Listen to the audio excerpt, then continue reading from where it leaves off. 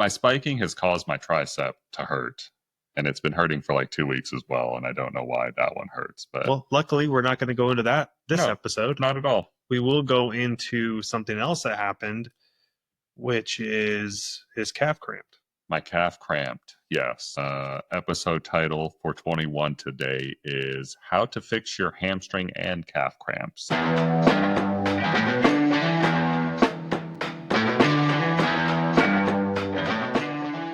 Welcome back to another episode of Past Your Prime. Episode 21 today. We did it. 21. That's 21 Savage. Never. Yeah. Ever. Most of our listeners probably don't know who that is, but fair enough. Is that a rapper? It is. Yeah. He says 21 a lot of times in his songs. He's like Jason Derulo. That's your. That's who you love. I can't handle that guy because the way he starts every one of his songs is just brutal. Yeah, but you know him now. It's true. Yeah. Yeah, I guess you should always lead with your name. Yeah. Craig Smith. Craig Smith PT on IG. Alex Spiker Kiker on IG. Still at 1 follower. He just keeps going up. Anyway, I actually did. I've got a lot of new followers. Yeah. It's because they can't spell Kiker, so that's all right. I get it. We'll figure it out. Let's quickly go into Alex's injury update.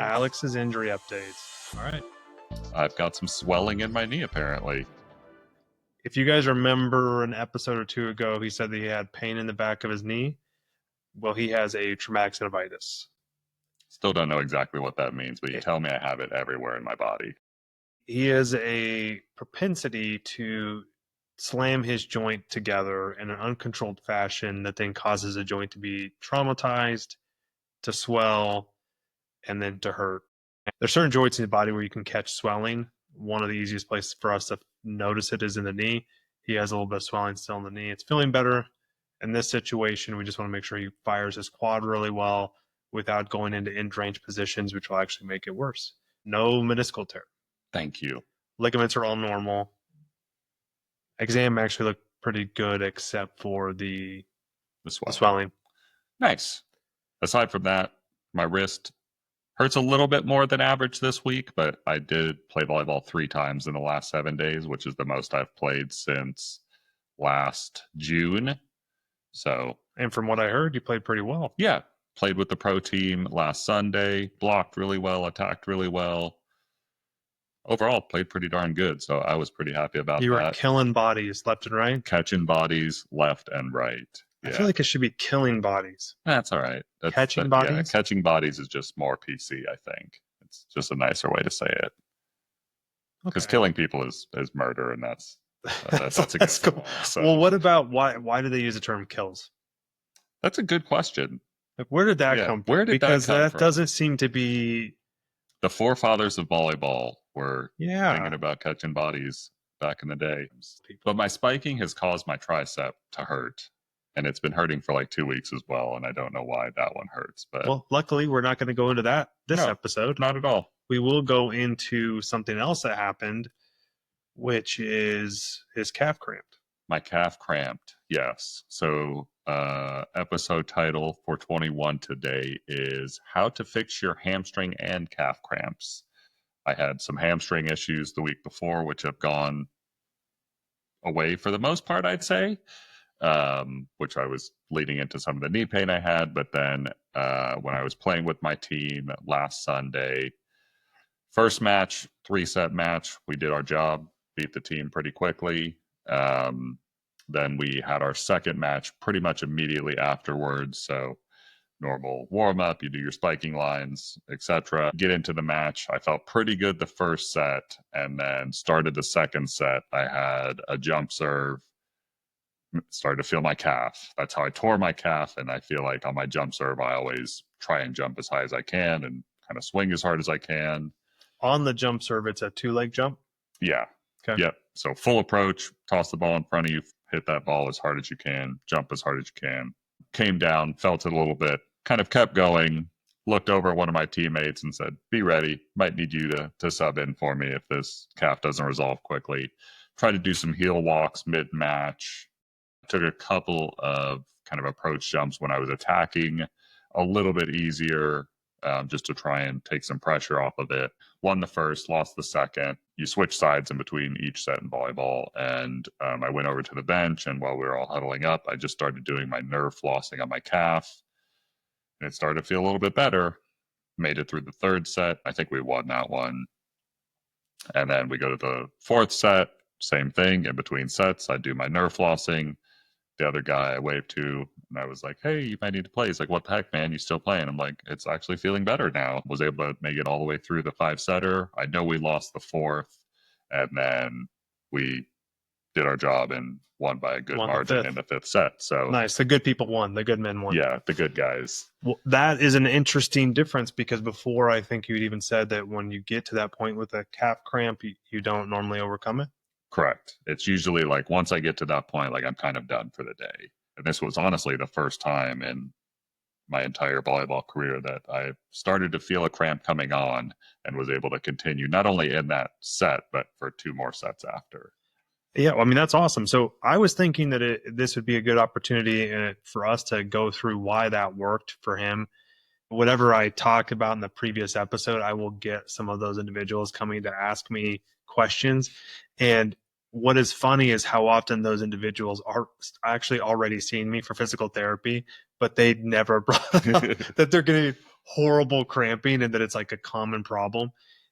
Partially because most people don't have any success with any of the tools that they've made. They kind of just view themselves as broken for cramping. Or they're looking at the wrong things. We talked a lot in our previous cramping episode about nutrition and hydration and how those, generally speaking, from your point of view, are not effective. I will say, I had my Pedialyte, had 3 bananas that day, still caught a calf cramp. So I think your hypotheses were correct. I would like to really go through the idea and the thought process once again, just to hammer it down. And the most obvious thing is that what we talked about in the first time we brought up cramping is that you should think of your muscle as a threshold for it to fire. And when you start to get these cramping events happen, you have an altered neuromuscular state, which means that threshold has dropped too low and now the muscle fires too easily. In that episode, we talked about a variety of reasons that the threshold drops. The first one is fatigue. The second one is that you have an injury that is causing a change to that state. And that's what Alex has. I agree, but I was just thinking about this as you were talking just now. And obviously I tore my calf, but I had calf cramps before that. Why does it seem like I'm just always having calf cramps, even before tearing my calf? For you specifically, the reason I think that his calf was cramping before the double crush syndrome, even though he's cramping in both situations, I think the cause is different. The one before, I would assume that based off of Alex's playing style, that he stays on his toes quite a bit. I would guess the way that he blocks, he's probably a quick blocker where he gets up a few different times and lands in a plantar flex position, which means his toes pointed down. Honestly, he probably has trained himself to get up really fast in a really skilled way to get height really quickly. And the way I often see that happen is less of a heel down jump up and can become more of like a pogo, right? Yeah. So there can be behavioral things that cause you to be predisposed to cramping. But the other thing is that just by looking at his calf, I know we make jokes about it, he has a very muscular calf. I think that he dominates when he produces force. I think he dominates with his calf. So I think there's 2 separate things that may be happening, a behavioral way that he plays. And the reason I actually lean into that is when you really think about sand volleyball, when I have somebody come in who is getting cramping from sand volleyball, it's because in sand volleyball, you can't jump the same way that you do during court. Right. And it is way more of a plantar flex position. You have to jump up to get force. You're not going to jump forward. There's a lot of different things that basically force you to jump the way that I think he does most of the time. I think those are components of it that make it more likely, because in sand volleyball, correct me if I'm wrong, you said that you actually have cramping more often in sand volleyball. Right. And so I think that he was predisposed to it before, which is why he tore his calf in the first place.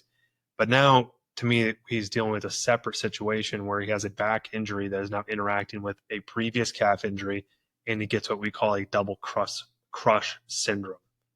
I did mention it to you, but my back has been achy recently. Yeah. So it all ties together. Yeah, he's a doctor. So for example, if he would have tractioned his back beforehand, did you? I did not have the tools to traction my back beforehand, but I did do some traction afterwards. So the best way to stop a cramp is to actually prevent it from ever occurring. So once it starts to get you, now the game is on, and you may not always win that situation. Not only did he overcome the calf cramp, which is fairly remarkable, and the first time he's ever done it via neural flossing, which also indicates that it's a neural irritation, and his back was a piece of it.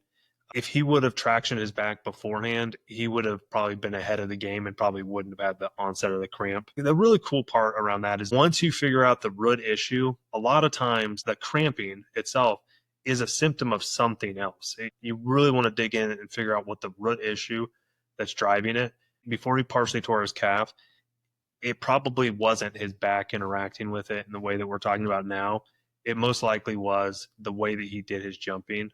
And so, for example, if we were in a training program, we could do a lot of things where we trained him not to just basically do the pogo jump, or with the muscularity of his calves. I know I keep joking about that, but like his calf is too large for his body, and it is somewhat ridiculous. I mean, you have to wear shorts today. Yes. I had family photos this weekend, and like my pants don't even fit me like a regular person anymore. It's ridiculous. I've got to wear like joggers now to even like have normal looking legs and pants, which I love having big legs, but the clothing thing is getting a little bit frustrating these days. But to be honest though, if you think about it, that means he's using the muscle in a way that's causing the muscle to hypertrophy. So I'm not surprised that the muscle that he cramps in the most often is the one that he probably dominates in activity with. So when he's in off season, you could do things that would force him to train those other areas of the body. But then when it comes to game time, you're going to do what you need to do to be able to play at your highest level, which means he's going to rely on his calf, which means he's always going to be predisposed to that calf cramp event. It's always what's the weakest thing in the chain that's going to then drive the injury to happen. It's his back interacting with his calf. It's no longer what he had before. And that's why the neural flossing helped. Now, if we were going to refine it even more, I would have him traction his back before the game. And then before the cramping even starts, he now knows he has to do neural flossing between every set. I'm going to have to just buy a set of bands that stay in my gym bag. Yep. I always have the mini bands, but not I don't know what the larger bands are called, but super bands. There you go. Yep. And it got me thinking that generally speaking, all of my friends that go through calf cramps are the ones that have massive calves. Mm-hmm. It's never like the little calf guy. It's rare. I mean, because there's a reason why it's hypertrophied. Yeah, there's a reason that the muscle has hypertrophy. I often will see people who come in with idiopathic toe walking, which is a gait abnormality where we think it's driven by a sensory issue around the heel, probably when you're developing like during childhood, where your heel comes off early during the gait cycle. So you've probably seen those people where it seems like their head goes up and down like too much. Like they're like the toe walkers. Yes, they're toe walkers. They also typically have larger than normal calves, so they're loading their calf more throughout the gait cycle. They are predisposed to calf cramping. There's people who have these ways that they move. If you're somebody who jumps and you dominate with a plantar flexed position of your foot when you jump, you're also going to be predisposed to calf cramping. If you're a runner, for example, who is more of a forefoot runner or midfoot runner, where you stay and you get called a double impact peak with your calf, you're also going to be more predisposed to calf cramping. And it's just based off how you use the muscle. It's not inherently bad. It just means that your risk profile for certain types of injury gets shifted towards your calf. Mine are genetic. My father's calves are the size of your head. They are. Your dad did huge. This to you. Yeah. So I blame my father for my calf problems. They're not like the oil injections. Oh, they look like it, but they're not. They're real. Yeah. Former bodybuilder. Yeah, he's a massive man. I didn't get any of the other strength from him, but I got my calves. So well, you know what we were talking about, this kind of ties together what we had spoken of before with can you prevent injuries? I don't think you can prevent one-off injuries. Everybody can have an injury doing things like even like gardening, walking, picking up a paper clip from the ground. You can develop injuries that to be honest, I think are unpreventable. But once you see recurrence, and once you see the same injury coming back over and over again, well, now you can actually look at variables that are consistent with you. So if you're somebody who's calf cramping all the time, do you have a back injury? Well, if you have a back injury, it may be a double crush syndrome that's driving your calf to be abnormal. Like another one, which we didn't even talk about, you can have an S1 nerve root irritation that makes it so your calf doesn't fire as well.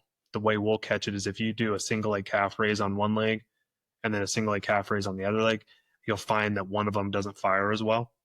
And in that situation, you're going to be predisposed to a calf cramp as well because it's getting overloaded. Like the muscle's not strong enough for what you're trying to do with it. But if you see that you're getting calf cramping and you have back pain, traction your back. And that's kind of your sign that it's nerve related. It can be nerve related. Okay. So like you're in an athletic setting, whether you're running, playing basketball, playing volleyball, whatever you're doing, and you start to feel a calf cramp. How do you know that it's nerve related? Just because you've got back pain at the same time, or? That one can be harder. You can do tests like a slump test or active range of motion testing of the spine and see if the back causes that side to feel tighter. It can take some special testing for us to figure that out. But more along the lines it's worth testing. If you're not going to go see a professional, it's worth testing to see if your back is a component of it. If you notice that relationship of like some level of back symptoms and then your calf cramps, like that's just a really strong relationship. The other big thing though is if you have numbness or tingling and that precedes you getting the cramping, that's really pointing more towards some type of neural involvement. Can you talk a little bit more about why the neural flossing worked in my scenario? Yeah, you mean or like what it is and what the mechanism is? Yeah, because it seems so odd to me. Like my teammates were looking at me. I'm on the bench, just like putting my head down and moving my leg back and forth. Yeah, and they're like, "What the hell are you doing, man?" Like, just don't worry, my calf's cramping, and I'm trying something that Dr. Craig it looks me. Stupid. All my PT, I look completely stupid doing. That's the goal. You don't do one that looks cool. What's interesting is how often the things that we use clinically, they show up first as being useful clinically before we actually understand what it is that we're actually doing. Neural flossing, you can tell by the name, the idea used to be that we're taking a nerve and we're flossing it through the muscular system, through the body. Like you release one side, tension the other side, and then do the opposite. And you're basically moving this nerve. Well, unfortunately, we have anchors on those nerves all the way throughout your body. So your nerve doesn't move like that. That's not what was happening. Best evidence right now, there's some really cool cadaveric studies where they basically took somebody's leg. Obviously, this is a dead person. It's a cadaver, right? And they injected a dye that they were able to track, and they did the flossing. And what happens is the nerve doesn't really move, but it actually tensions the outer layer, the epineurium, and it basically flushes the chemistry through the nerve. So it takes the chemical irritant and moves it so that you're no longer having chemical irritation around the nerve. Interesting. That's so the best evidence. Yeah, so the name doesn't necessarily match what's happening in real life. Not really, and that's going to be the majority of manual therapies. The idea of what we're doing and what often gets said to people, like with traction, you're more than not changing anything at the joint itself. You're causing a neural modulation of the central nervous system. You may reduce muscle guarding. You may be having the anti-inflammatory response, but are you actually changing or putting the joint back in place? Not really. Well, it worked for me, and Boom. I was very skeptical when you first told me about it several years ago. Beautiful. So that'd be a really cool one if you have calf cramping and back pain. And you could probably Google it. We'll try and get a video up eventually of what that looks like for calves. Flossing? Yeah. Yeah, we can do a video. Very simple. I think we wanted to also talk a little bit about the hamstrings. So call it 4 or 5 weeks ago, I came in and I was having some hamstring issues. I kind of cramped at the end of an open gym I was at. And then ultimately, I think I pulled my hamstring, like a very minor pull. I love it. So your response was, this doesn't feel right. I played one more set and then I stopped. Did it cramp during the final set? Or like it just kind of hurt. Okay. I don't know that it ever went into a full-on cramp. But I also know that just from other PT things that I've done in the past, like 2 months, that when I am put in the whatever tension state to have cramping happen, it happens immediately. Like it's not like it happens. It's like you just start to put the pressure on, and both of my hamstrings cramp. So Craig's lovely wife Sarah tested it. when I was here maybe 2 weeks ago, and she's like, "Yep, minor hamstring pull." It immediately cramped when she tested it. Gave me some inhibition exercises that have pretty much resolved it since. Beautiful. I haven't felt it in about a week, which is great. But that seemed to happen like when I was at the end of my playing time. So why does it seem like, in the end, or, for me, I play anywhere from 3 to 5 sets in a volleyball match. Why does it seem like near the end, I'm always dealing, or athletes in general are always dealing with the cramping? The most obvious one is fatigue. So there is a strong relationship between fatigue and a change in your muscle threshold for it to fire. That's the first one. The second one is with doing the activity, that's also the opportunity for you to irritate whatever underlying structure could be bothering you. For example, hamstring is interesting because there's a variety of ways that you can mess up the threshold, and it's already predisposed to cramping because it's a biarticulate muscle, meaning it crosses two separate joints. Any muscle that crosses two joints is more likely to cramp because you can get it into an active insufficient position, meaning a really shortened position where that's not optimal for it to fire and activate. It's one of those muscles that's really predisposed to it, in the same way that like your gastroc of your calf muscle group is also prone to that. The interesting about the hamstring to me is that it will dominate over an inhibited glute max. If your glute max is not working well, your hamstring will become more active. We call that synergistic dominance. Your hamstring muscle should be working in conjunction with your glute max to produce hip extension. And when that doesn't happen well, your hamstring starts to do too much. And that's where the threshold for it to fire gets too low. And it's just not that great at extending your hip. And so you can have situations where you start to have inhibition of your gluteus maximus because you have back pain. We call it gluteal amnesia. You can have a muscle. It's not that it's weak. It's that you actually have this inhibition that's happening of the muscle. And then other muscles that do the same motion will try to step into the gap that got created by that muscle being shut off. My first thought always is there an injury that's driving this cramping? And then if not, what other thing could be predisposing it? So let's say, okay, you just don't fire your glute max well. Well, how do we fire your glute max without also turning on your hamstring?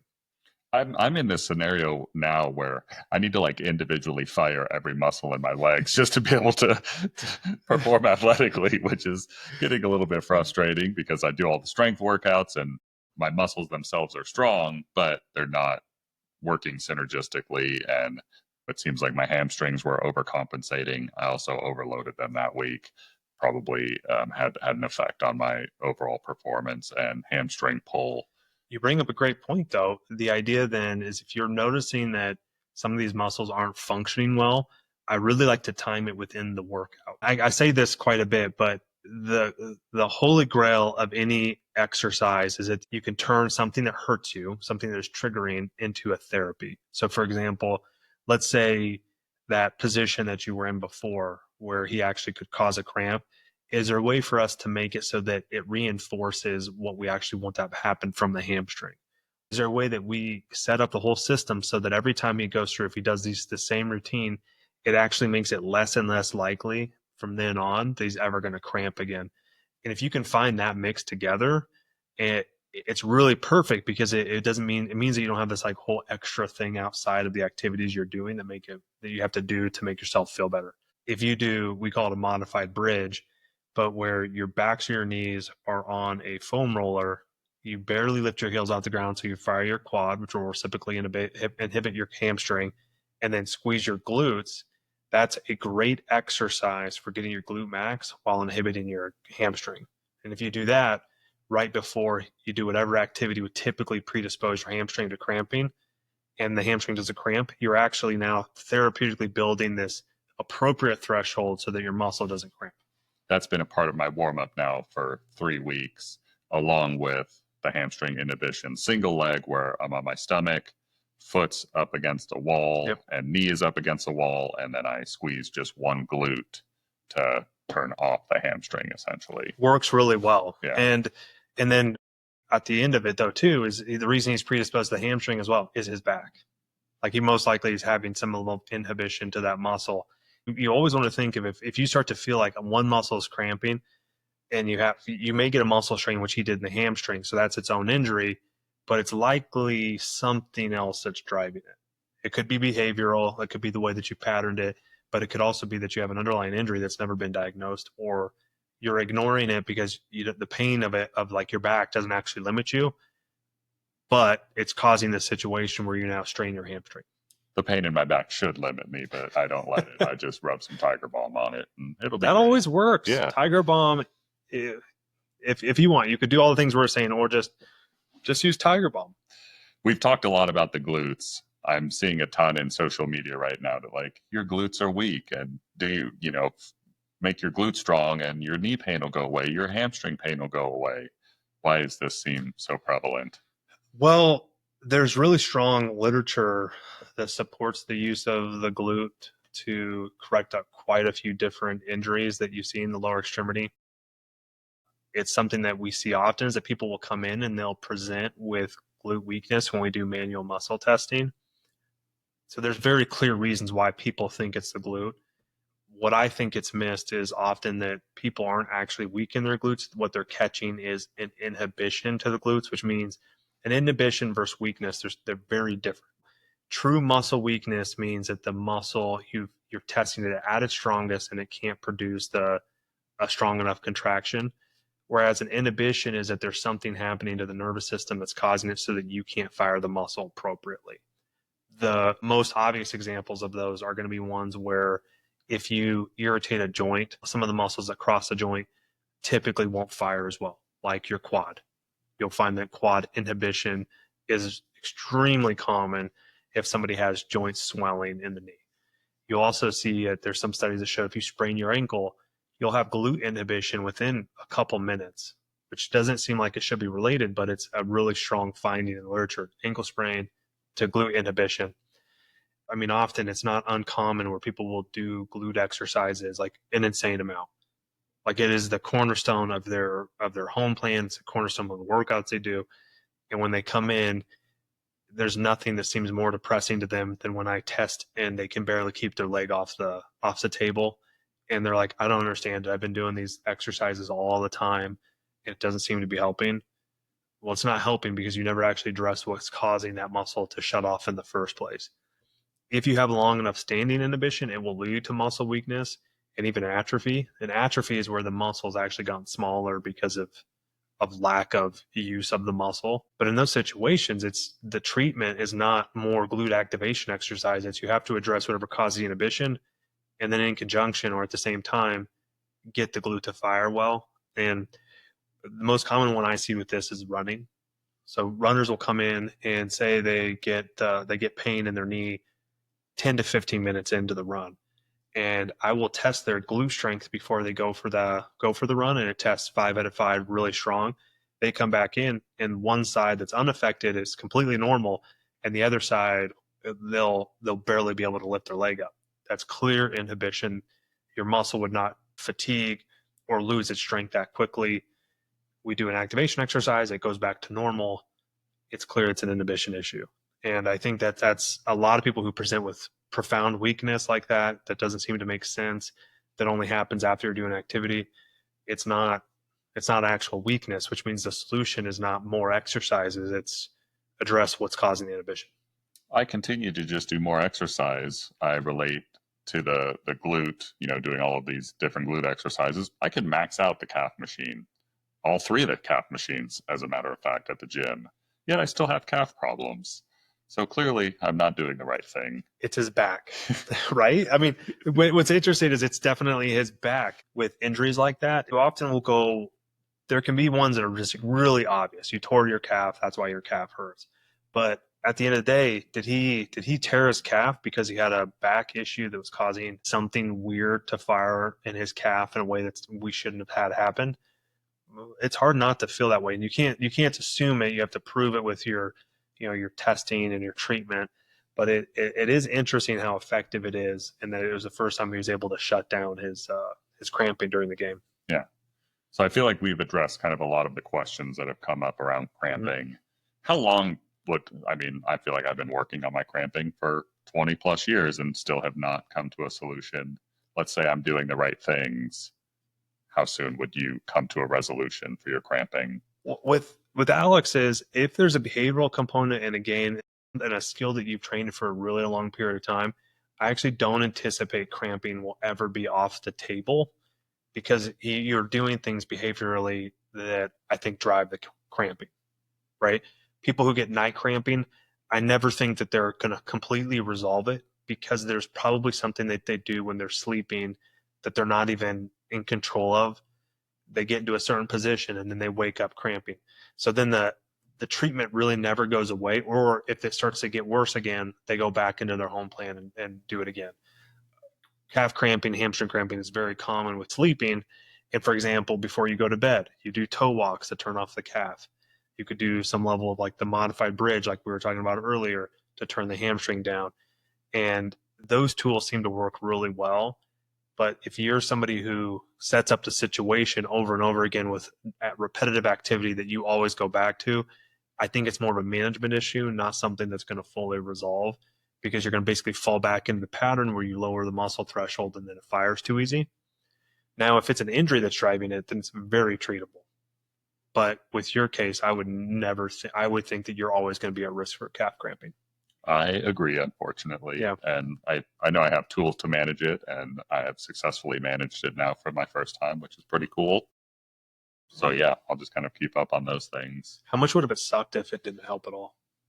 That'd been a little. That's kind of what I was expecting. So really, well, because I tried the heel walks during the match, and I was like, I think this is making it worse. Well, the heel walks would have made it worse if it was nerve. Right? Yeah, that's true. Yeah. It makes total sense. Even though the nerve is not moving, which we've already determined. So you're saying it's not random. How should people start to approach this? The first thing is see if there is an interaction with some other symptom somewhere else. So for example, if you're getting cramping in your adductors, do you also have back pain? Because another common one with glute inhibition is inner thigh cramping. I mean, there's so many different ways that you can basically have a separate injury that drives the cramping, that if there's something that seems to come up at the same time as the cramp evolves, you want to address whatever that root issue injury is at the same. Like, I mean, plantar foot cramping, calf cramping, hamstring cramping, quad cramping, hip flexor cramping, abdominal cramping, mid back, bicep. Like these are all ones that are really common, and they're common due to a separate injury that drives this overactivation pattern. So really look to see if there's another issue that seems to come up at the same time. Number one. If you're starting to figure this out, like where do you start when you're trying to figure out where your calf cramping's from? The most obvious one is your back. When I say an S1, you have these nerve roots that come out of your spine, and you have these things called myotomes, basically, that are muscles that are primarily supplied by one of the nerve roots, and your calf is primarily supplied by S1. So if you have a low back issue, there's certain levels that you're more predisposed to develop. And everyone, because of the architecture of your spine, you're more predisposed to developing disc injuries at L5, S1 disc, which means that you're going to be more predisposed to nerve root injuries, L5, S1. And it's just understanding that calf cramping is very common and can commonly be driven by the back issue. And so if you have back pain and you have calf cramping, that'd be one of the first places I would start. Second thing I would look would be glute inhibition. So if you get hamstring cramping, that's the reason we picked these two. But if you're in hamstring overactivation, where once again you're firing the hamstring too easy, the back it commonly will inhibit your glute muscles. So do your bridges. If you're somebody who does like a normal bridge, the people who come in and they cramp immediately, it's like, oh, okay, this is interesting. We already know that you have an inhibition issue driving your hamstring cramping. So if you're somebody who right off the bat, if you can't do a bridge without cramping your hamstrings, I'd put money down. You have glute inhibition. And then if I had to bet again, I would think that you have a back issue that's driving it. Love it. Can I try to answer the next question? Go ahead. What's the biggest mistake people make when trying to fix this? Stretching. Why do you think that is? I don't know, but I know that it had a negative effect on my calves before I tore them. Well, so you tell me, Dr. I will say, why do I think stretch? So I think it does two things. So first off, if you start to have a cramp, what's the natural thing to do? You stretch it, and you stretch it because it basically activates your Golgi tendon organ, your GTO, your Golgi. The Golgi. The Golgi.